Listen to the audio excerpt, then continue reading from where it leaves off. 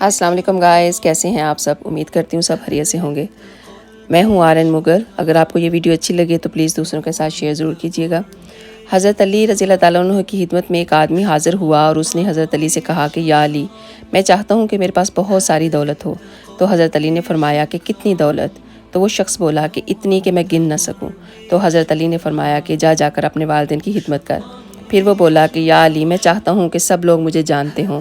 تو پھر حضرت علی رضی اللہ تعالیٰ عنہ نے فرمایا کہ جا کر اپنے والدین کی خدمت کر۔ پھر وہ کہنے لگا کہ یا علی، میں چاہتا ہوں کہ لوگ مجھے پسند کریں۔ تو حضرت علی نے فرمایا کہ جا کر اپنے والدین کی خدمت کر۔